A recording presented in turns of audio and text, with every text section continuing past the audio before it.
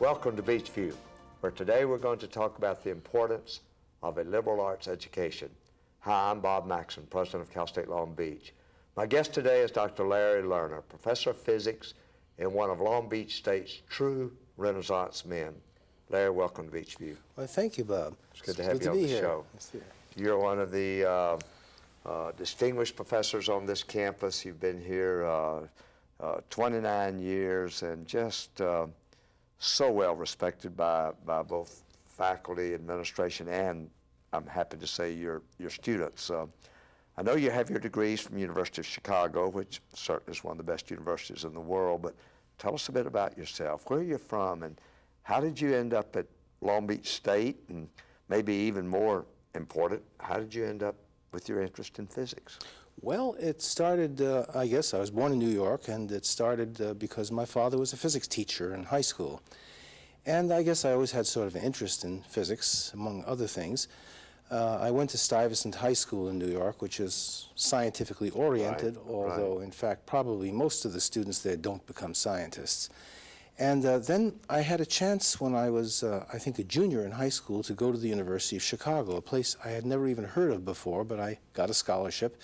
And I went, and it was really a wonderful time there. Like a summer or? No, it was just as an early entrant. Oh, you went as your junior year, you enrolled at the university. That's right, yeah. And so I went there in 1950, and I spent 12 years there. And I always like to say that I went there when I was 16, I came out when I was 28, and it probably had a very substantial influence on my life. Well, it's one of the, of course, world's great universities, and you did all 3 degrees. Now, all 3 degrees in physics? Yes. Well, the first degree was actually in liberal arts. The undergraduate school... But you are a great fan, a great advocate of the liberal arts, which is sort of interesting, being a scientist. Well, actually, science is one of the liberal arts. And, you know, the medieval scholars originally classified these things, and the liberal arts included the sciences, even in a day when sciences were much less important than they are today. And so I still consider it that way. I think it's one of the things you need to know, among many others, if you want to call yourself reasonably educated. Now, before we get into that, how did you get to Long Beach State from the University of Chicago? Well, my wife and I met my wife and married her at Chicago when we were grad students, finished our doctorates in 1962, and we then looked around for a job. And our first jobs were actually at Hughes Research Labs in Malibu. And then we sort of moved around, and we moved up to the San Francisco Bay Area. And I was in the aerospace and electronics industries for about 7 years, and I decided that was enough. I really wanted to go back to the university. So I took a big pay cut, and I came to Cal State Long Beach, where they had a laboratory which specialized in areas that were of great interest to me, metals, physics, and so forth. So I came down here and I ran a group for a while, and I sort of became established, and I've been here ever since, and I've had a wonderful time. We called you the one of the campus's Renaissance men at the beginning of the show, and you certainly have that reputation. Tell us a bit about your philosophy regarding the liberal arts and about how you feel that students should have a liberal learning, a liberal education at the university. Well, I think probably the main reason that people go to college in the first place is that they want to become experts in something, and I think that's very important. But I also think that as you acquire depth, if you don't simultaneously acquire breadth, you're not ever going to get to be very deep. The two things kind of interact. The deeper you go in something, the more you can appreciate many, many things. And the more you appreciate many things, the deeper you can go into the thing you're an expert at. And I think that that's a very important combination. I think we do very well at the expert part. I'm not sure we do quite that well at the breadth part. And I think that's not just our university, but it's probably a problem with all American universities. You of course would not be in favor, and I hope most of our faculty are not in favor, and I don't think they are, but the idea that a university is a place to train people. There is a difference between being trained and being educated. And we talk, when I come each fall, I give a State of the University address at Convocation. And somewhere during that address, I always talk about every youngster, every student that comes to this university, we have an obligation to make sure that they all get a common body of learning, that we want to give them a liberal education. Then once they get that, those that want to specialize can go to professional schools, professional colleges, and add that specialty on top of that strong liberal education, or liberal arts education, as you would say. Yeah, I think that's the sort of thing that should actually go on simultaneously. And it has several virtues. The one thing, of course, is that it's very satisfying. But also, I think it gives you the chance to become critical. Obviously, no one... What do you mean by that? Well, what I mean is no one person can be expert about everything. And yet we're faced every day with decisions, both public decisions as to public policy and our own decisions as to perhaps what medicine we should take for some sort of a condition, where we need to be a little critical because we're constantly deluged with all sorts of information, some of it good and some of it bad, as to what we ought to do under certain circumstances. And I think we need to develop some way of winnowing through the chaff and finding out what is useful information. And I guess when you become well-educated in this liberal arts sense, you acquire a breadth of ability to criticize that makes it possible to tell what's the chaff and what's the real stuff. You get a nose, if you like, for quackery or pseudoscience or other nonsense. There's plenty of nonsense out there, as you know.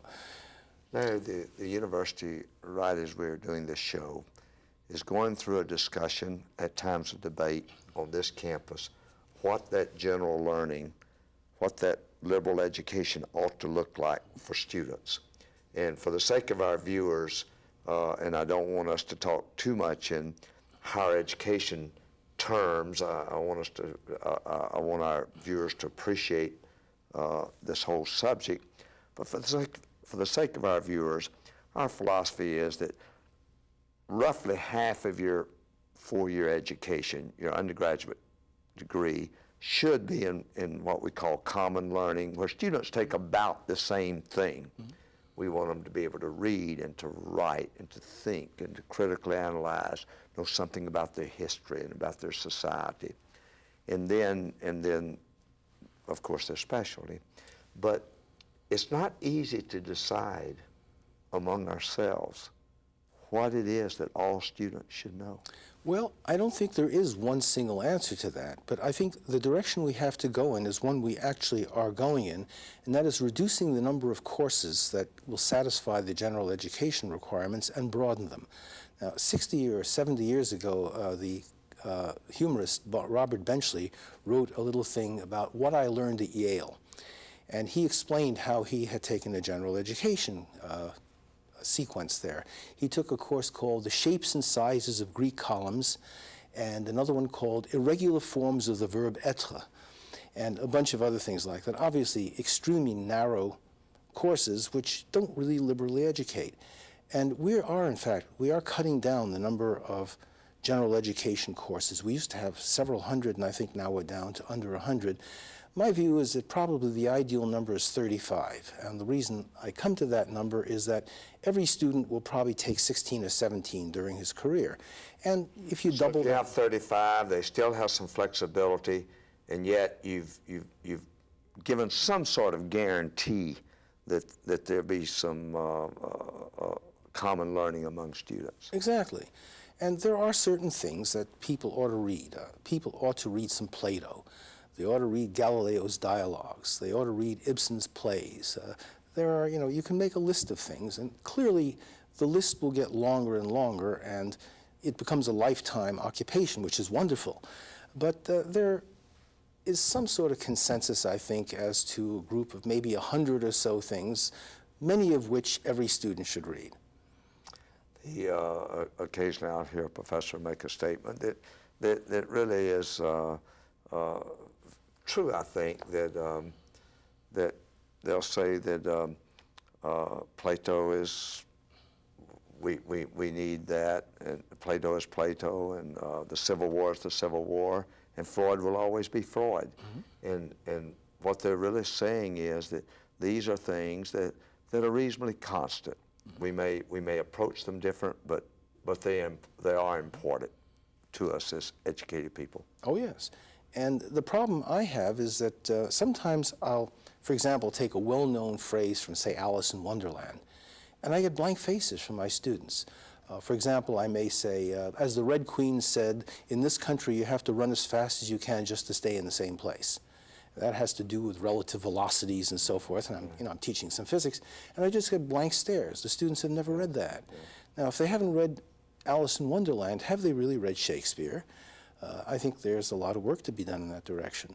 And in the second part of this program, I want to talk a bit about your area of expertise. You're a physicist and considered one of the country's best. I also want to talk about a book that you've written, but before we take the break, outside of physics, which is your area of passion, what's your favorite subject? Do you have a favorite subject? Well, yes, I'm quite avid about music.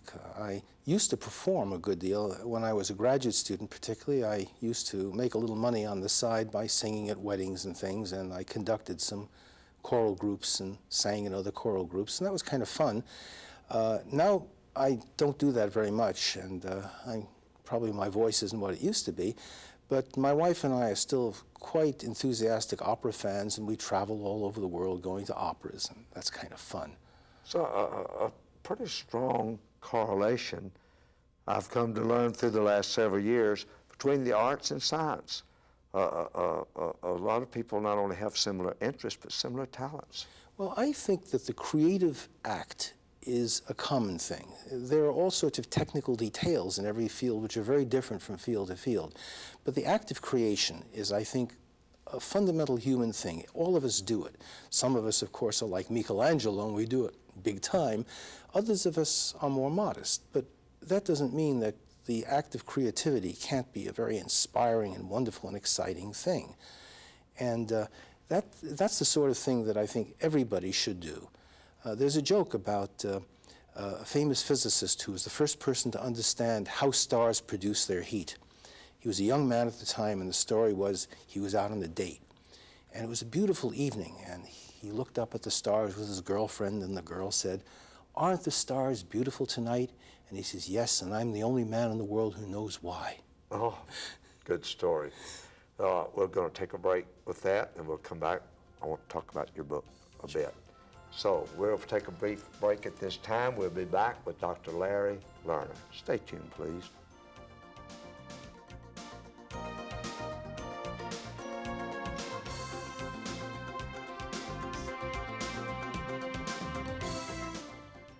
Everyone has their own idea of a hero.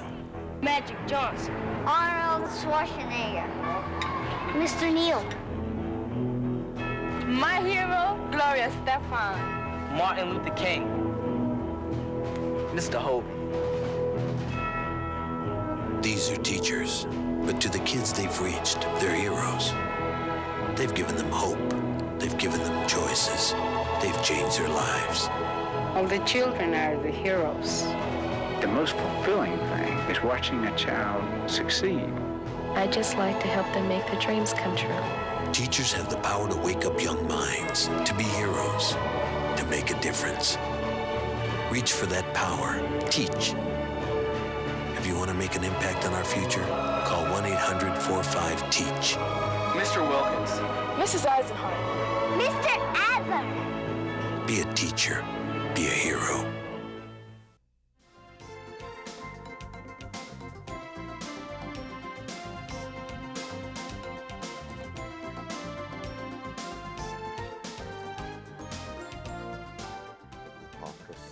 Welcome back to Beachview. Hi, I'm Bob Maxson, president of Cal State Long Beach. My guest today is Dr. Larry Lerner, a strong advocate of liberal arts education on the campus and one of the campus's most distinguished physicists. Welcome back to the show, Larry. Thank you. I'm flattered. What an interesting first segment, and especially I see now why you're sort of viewed, or why you are viewed as a Renaissance man on this campus. You've just written what's considered a very, very good textbook. It's been well received. You received international acclaim for the book. Let's talk a bit about it. What's the book about? Well, it's an introductory physics text, mostly for engineering students and also for such people as mathematics, physics, and chemistry majors. And it has the standard title that such books have. It's called Physics for Scientists and Engineers. It was a long project, and I rather enjoyed writing it, although sometimes, as every author will tell you, you have to be crazy to start, and if you knew how long it was going to take when you started, you would never. How long did it take, Larry? Almost 10 years, actually. Almost 10 years, yeah. But it's been very satisfying. It's been adopted at such places as Yale and Dartmouth and the Naval Academy and SUNY Buffalo and a bunch of other places. And abroad. Yes, it's been used in Canada. I believe the University of New South Wales uses it, and there's a British university, I think the University of Trent uses it, and a couple of other places, so it's been pretty popular. Tell me about the book. What's, if I'm not a student of physics, what would be in the book? Well, maybe if I am a student of physics, what would be in the book? Well, it's the introductory course, so it tries to touch on everything, and I have to say... Sort of a survey course on I wouldn't call it a survey. That would be a sort of a terminal course, but this is a course intended for people who later on will specialize. The problem is that we throw everything at them in 3 semesters. It's sort of like the first year of medical school, where you have 3 times as much to learn as any reasonable person ought to expect you to learn, but that's the way the course is taught. It's about 1,250 pretty big pages long, and that's a lot of stuff to learn in 3 semesters. That's a very large book. Yeah. But our students are very good-natured about it. They work hard, they sweat, they groan, they cuss, and they do a good job generally. Tell me about writing the book. I think our viewers would be interesting. First, you get the idea to write the book, but let's talk about mechanically. How do you write a book? I mean, do you set aside so much time each day? Do you wait until you're sort of inspired, or do you use your summers to write, or do you have a pattern for writing? The answer to that is all yes. I mean, when you're writing a book, you're usually writing against deadlines, most of which you won't meet, but you work all the time. I'd certainly have a regular schedule. You can't wait until you're inspired. And I want our viewers to know you do this in addition to your full-time teaching load, your advising load, serving on committees, and the other things you do at the university. Oh yes, oh yes. Yeah. And generally it's sort of a weekend thing mostly, but I also work mornings and nights, and even sometimes I'll wake up in the middle of the night and I have an idea, and I just go up and I sit in front of my word processor and I start writing. So my wife, who gets up quite early, around 5:30 to walk our dogs, will say, "Oh, you're up?" And I say, "Yeah, I've been up since 3 o'clock." And you just do that. I mean, sleep is something you do when you retire, right? It's interesting because, you know, there's everybody knows who teaches, that you think you know a subject and then you start teaching it and you find out you really didn't know it. But this happens again when you write a book. By the time you've taught for a while, you think you know the subject really well, and then you sit down and try to write it down bit by bit with no omissions and no inconsistencies, and using constant terminology all the way through without confusion and so forth. And then when you finish doing that, then you know the subject. Did you have a contract with your publisher before you wrote the book, or was this, did you write the book and then get a contract? And who is your publisher? Well, the way textbooks usually work is you write a prospectus and a few sample chapters, then you get a contract, and during the writing process, you keep sending groups of chapters to the publisher, and they send them out to experts to vet them.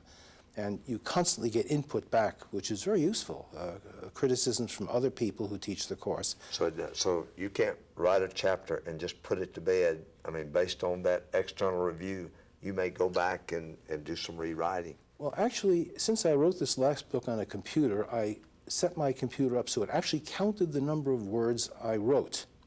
And it turns out the number of words I wrote was just about 10 times the number of words in the book. You write and you rewrite. I always like to tell my students, in fact, that any idiot can write. It takes a pro to rewrite. Yeah. And that's the secret of the whole thing. I had my first 2 years out of graduate school, or the first few years out of graduate school, I wrote 2 textbooks. Now, one was 300-something pages, the other paperback. So you put them together and it'd be about half of what you wrote. Mm-hmm. But I'd always had this notion that for writers it just flowed from the pen and it, you know, they were inspired, and I found it just plain hard work.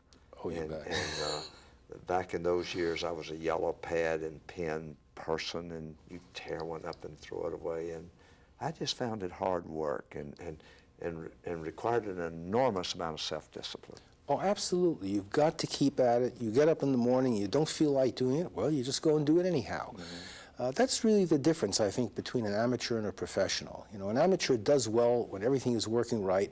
A professional does well all the time. Yeah.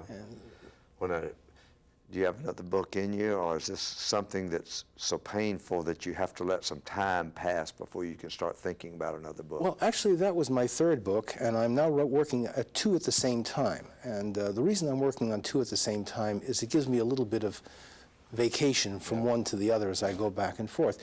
One is another textbook intended for life science students, pre-meds, biology majors, health science people, and so forth. And the other one is actually a book for the general public, which is about, well, my working title, which won't be the real title, is Screwballs. I'm interested in why people who are otherwise well-educated subscribe to all kinds of far-out pseudoscientific or medical quack-type things. And these are people who should know better. There are many examples of such things, and I'm quite interested in the motivation. What do they believe and why do they believe it? It, of course, ties into what we talked about before concerning the ability to be critical about things. Right. What do you teach, Larry? Tell our viewers about your classes and about your specialty within physics. Well, my specialty that I trained in is condensed matter physics, the physics of solids, liquids, and other gooey things in between that. And I do some of that. I haven't done a lot of research in that area for some years because I switched in the 1970s to history of science, which I did mostly in collaboration with Ed Goslin, who is a history professor. Right. And we had a wonderful time doing that. One of our most distinguished professors on campus, a very good person. Very fine. And interestingly enough, that work stemmed out of a course we taught together. What would you teach with Ed? Well, we decided we would teach an honors course called Case Studies in the Interaction Between Science and Society. And we decided to begin with that we would use 2 examples. One was Galileo's trial in the 1600s, 1633, and the other one was J. Robert Oppenheimer's security hearings in the 1950s. But Ed said, gee, you know, I'm a Renaissance and Reformation historian. For me, the world ends in 1600, so let's look a little earlier. And we knew, of course, that Giordano Bruno had been burned at the stake in 1600 for advocating the idea that the Earth goes around the sun and not the other way. So we said, well, what the heck? Let's find out which of his books is the one he discusses that, and that was easy enough to do. And then we said, let's put it on the reading list.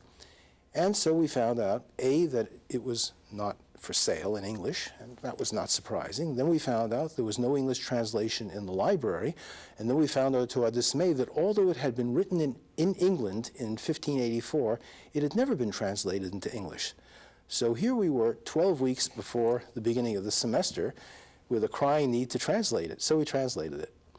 And of course, our first translation was crude. We just got it out on dittoed sheets in time for the first day of classes. Some of the kids in the class were really nice. They typed like crazy for us, and they ran ditto machines. It was fun. But then, which is typical of honors students, of course. They're neat. They're really neat students. But then, what happened was that we began to make discoveries in the book just by discussing it in class. We found things about the book that no one had ever noticed before. And so we worked on it some more. We cleaned it up. We added editorial apparatus, introductions, and so forth. And eventually we published it. And in fact, it's just been republished as a paperback by the University of Toronto Press. So that was real fun. In fact, one of my greatest pleasures my entire career was that I discovered a pun in Italian that none of the Italian editors or people who'd worked on it had ever discovered before, right on page 1. So I thought, gee, I must know some Italian now since I found an Italian pun all these experts hadn't found. Okay, so your emphasis shifted a bit, and is that reflected that will be reflected somewhat in these new books? Well, my textbook, the physics textbook, has been widely praised for the fact that it has actually accurate history in it. Right. People tend to think, scientists, that because physics is a very logical thing, the history must have been logical too. And it's easy to fall into the trap of believing that the development of physics as it actually happened is the same as you develop it logically in a textbook. But of course, it's not true. Developing a science is messy. There are pitfalls and blind alleys and all kinds of stuff. And naturally, you got to get that right. So people have said that, in fact, the history in my book is right, which is nice. We've run out of time, and this is a topic I'd like for us to talk more about because you have an excellent reputation with students on this campus, and not only are you a good researcher and a good writer, but you're viewed as one of the best teachers. And maybe we can have another conversation where we talk about our students a bit. Sure. But we're out of time. Thank you for being on the show, and it really has been good. It was a And I pleasure. hope you've enjoyed today's Beachview. I'd like to thank my co-producers, Matt Kaplan and Tony Barone, and ask you to stay tuned for our next week's edition of Beachview. Thanks for watching.